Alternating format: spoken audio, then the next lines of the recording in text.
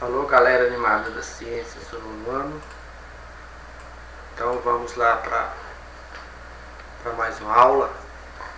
Hoje a gente vai ver sobre a questão dos gametas e as características hereditárias. Então, a parte da questão, tá, ligada ao corpo humano. A gente vai ver bem devagarzinho para que vocês entendam. Vamos lá.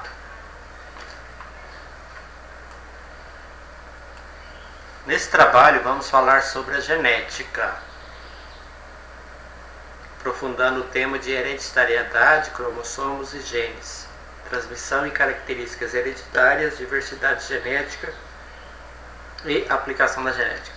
Então a genética é a parte da ciência ou da biologia que estuda as questões ligadas ao fator de hereditariedade ou características hereditárias. O que são essas características hereditárias? São aquelas características que herdamos do nosso pai e da nossa mãe. Né? Então vamos lá.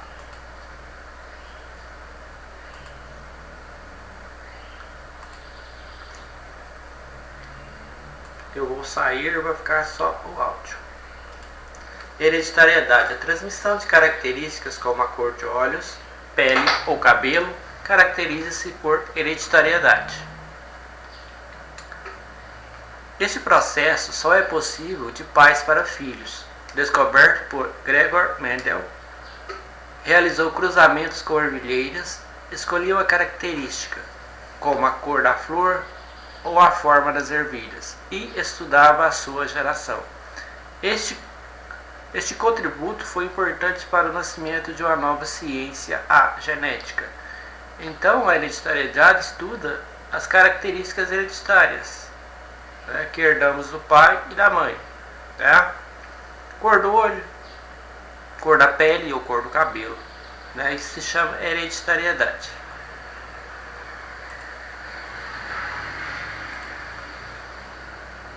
Cromossomos e genes. As unidades hereditárias que Mendel chamou de fatores foi renomeado para genes.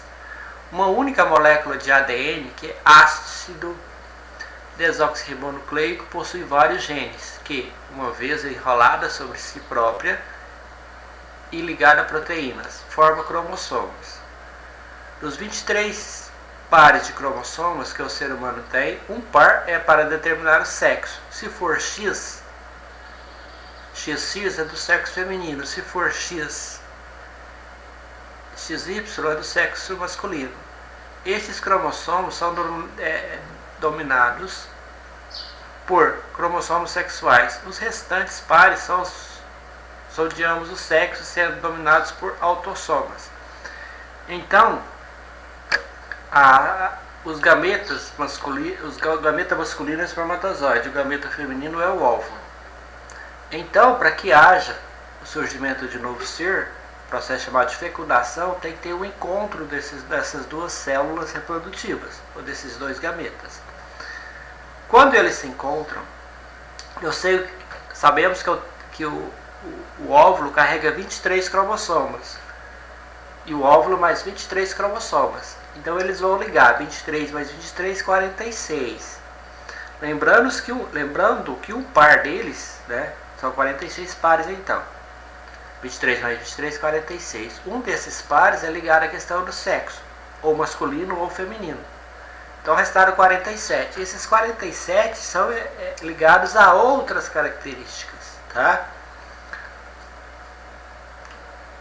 Que característica? Cor do olho, jeito da orelha, cor do cabelo, etc. A transmissão. Genes com informação diferente para a mesma característica são conhecidos por alelos. Então eu tenho a cor do olho. O pai tem o olho verde e a mãe tem o olho castanho. Tá? São pares, são genes com informações diferentes. Um do olho verde e outro do olho castanho. Mesma característica, cor do olho. Tá? Esses são conhecidos como alelos. Mas que cor do olho que o filho vai ter?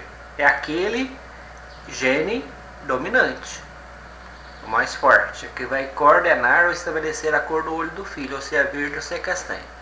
Cada gameta transporta um alelo de cada gene, que ficando reunidos determina a característica em causa.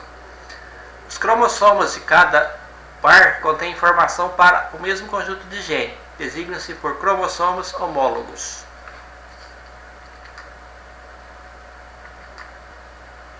Diversidade genética. Os seres humanos apresentam características em comum, que os distinguem de outras espécies. No entanto, cada ser humano é único e distingue-se das restantes características próprias. Essa diversidade intraespecífica é assegurada pela reprodução sexuada e pela influência do estilo de vida. No que se refere à reprodução sexuada, a variabilidade genética assegura a diversidade intraespecífica de dois fatores: separação aleatória dos cromossomos homólogos, aqueles cromossomos que são iguais, união aleatória dos gametas. As aplicações. A descoberta da genética trouxe novos medicamentos e vacinas, técnicas de clonagem e manipulação genética dos seres vivos.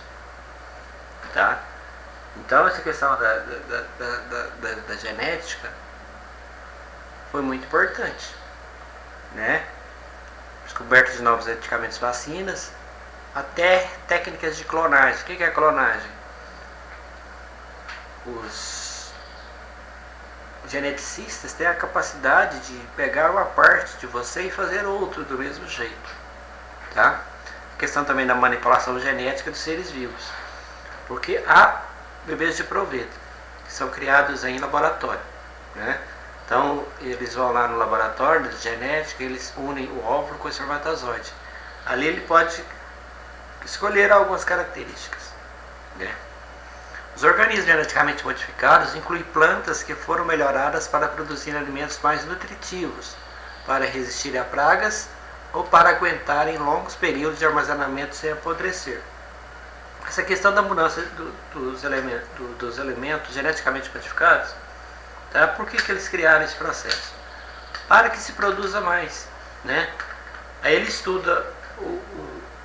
vão estudar o tipo de solo que tem naquele solo e adaptar aquela semente para, né, ter maior rendimento naquele tipo de solo. Então, esses são os alimentos geneticamente modificados.